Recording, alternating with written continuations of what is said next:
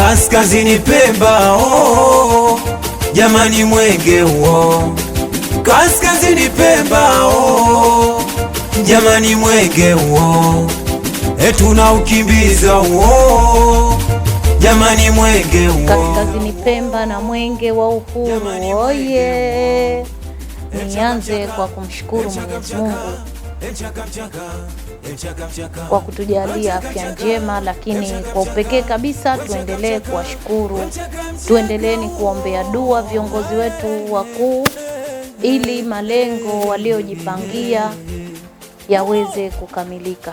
Kwa upekee kabisa napenda niwashukuru sana wananchi wa mkoa wa Kaskazini Pemba kwa mashirikiano yao makubwa. Tunaoendelea kushirikiana kuona mkoa wetu unabakia kuwa salama, lakini ukiwa na maendeleo makubwa sana.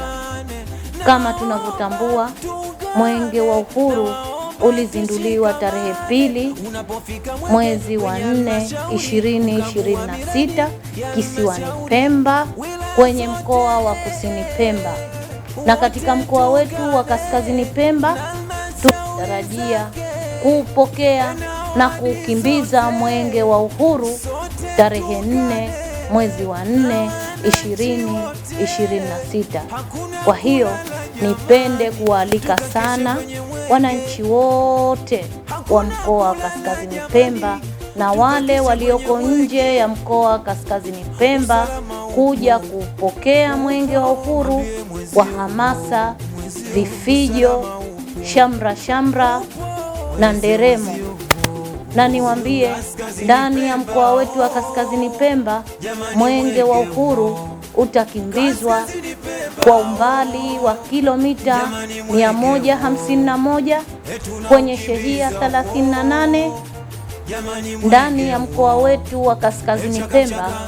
Mwenge wa uhuru tunatarajia kupokea na kukimbiza katika wilaya zetu zote mbili, Micheweni na Wete, kwa urefu wa kilomita 151 ndani ya shehia 38 kwenye miradi 14 na program 5, zote hizo zikiwa na thamani isiyopungua bilioni 31 za Kitanzania.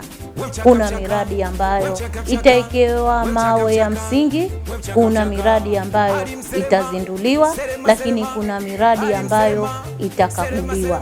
Niwaombe sana wananchi wa mkoa wa Kaskazini Pemba na walioko nje ya Kaskazini Pemba kujitokeza kwa wingi, kwa hamasa kubwa, kuja kupokea na kukimbiza mwenge wa uhuru. Nyote mnakaribishwa. Mimi mgeni Hatibu Yahya, mkuu wa mkoa wa Kaskazini Pemba, nitakuwepo. Wewe je? Karibu sana. Mwenge wa uhuru hoi, ukimbiza huo, jamani mwenge huo, mchaka mchaka, mchaka mchaka, mchaka mchaka, mchaka mchaka, mchaka mchaka, mchaka mchaka, mchaka mchaka, mchaka mchaka.